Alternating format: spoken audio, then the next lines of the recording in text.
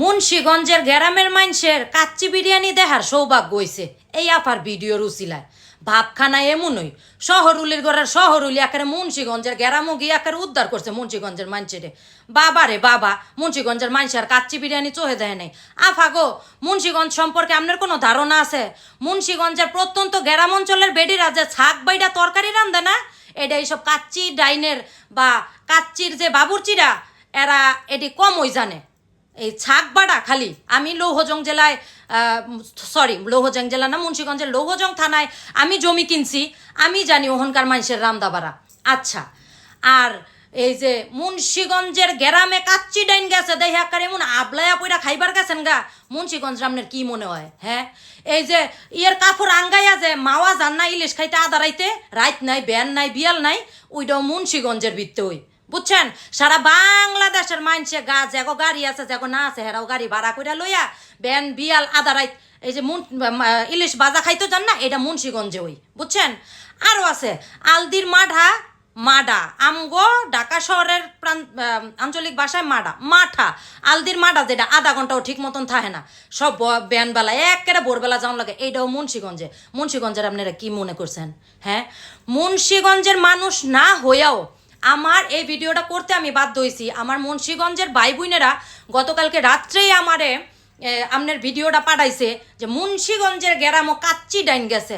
আফাগো, মুন্সিগঞ্জের মানুষের রান্দাবাড়া সম্পর্কে একটু ধারণা লইয়া আর মুন্সিগঞ্জের সম্পর্কে একটু ধারণা লইয়া আপনার মুন্সিগঞ্জে যাওয়ার দরকার আছিল। এমন করে দেখাইছেন না, কারণ মুন্সিগঞ্জের গ্রামও কাচ্চি হয়েছে, মুন্সিগঞ্জের মানুষের রান্দা মনে হয় জীবনে খান নাই। মুন্সিগঞ্জের মানুষের ওই যে কইলাম লৌহজং থানায়, আমি তো পুরো মুন্সিগঞ্জ চিনি না, আমি জমিটা কিনছি লৌহজং থানায়, ওই জায়গার মানুষের ছাক বাটা দেখছি, পিঁয়াজ আর জিরা ডুবা তেলে ভাইজা যে একটা ছাক বাটা তরকারির ভিত্তে দেয় না, আমরা ঢাকা শহরের মানুষও এমন করে রান্ধি না। আলহামদুলিল্লাহ আমগো ঢাকা শহরের মানুষের রান্দাও অনেক মজা। তবে আপনি যেমন করে একটা মুন্সিগঞ্জের গ্রাম দেখাইছেন, আর মুন্সিগঞ্জের আপনি কি মনে করছেন? মুন্সিগঞ্জের নাম যেটা প্রাচীন নাম বিক্রমপুর, বিক্রমপুর হয়েছে পুরো বাংলার রাজধানী ছিল আগে। হ্যাঁ, প্রাচীন রাজধানী ছিল বিক্রমপুর, আপনি মুন্সিগঞ্জের এমন কইরা কইছেন। আচ্ছা, খাওয়ানোর দাওয়াত দিলে কোনো হানো মাগনা খাওয়ানোর দাওয়াত দিলে আবলায় যায় পয়রা খাইবেন, এটাই স্বাভাবিক। আর ওইসব রেস্টুরেন্টের বেড়ারাও আছে একেবারে, মানে রেস্টুরেন্ট উদ্বোধন করন লাগবো, বেডিরা জাগা চিনে না মাগা চিনে না, এখানো নিয়ে একারে বেডি করে একারে কি জানি কয় এডিরে প্রমোশন করতে লইয়া জায়গা। বেড়ারাও বালা আপনারাও বালা, তবে এক জায়গা সম্পর্কে কওয়ানোর আগে একটু ভাইবা লইবেন।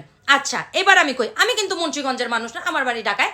তো মুন্সিগঞ্জে সৌভাগ্যক্রমে একটু জমি কিনতে পারছি। একজনও তো এতদিন অনেক কথা কইছে যে মুন্সিগঞ্জে জমি কিনতে পাইরা এই বেটি যেই ভাব দেখায়, সত্যি মুন্সিগঞ্জে অনেক ঘুইরা ইঠানি জমি কিনছি আল্লাহর রহমতে। মুন্সিগঞ্জের মানুষের জমি বিক্রি করে না, আর অনেকেই মুন্সিগঞ্জরে, আমার আশেপাশেও অনেক মানুষ আছে যে মুন্সিগঞ্জরে ক্রিটিসিজম করে কথাবার্তা কয়।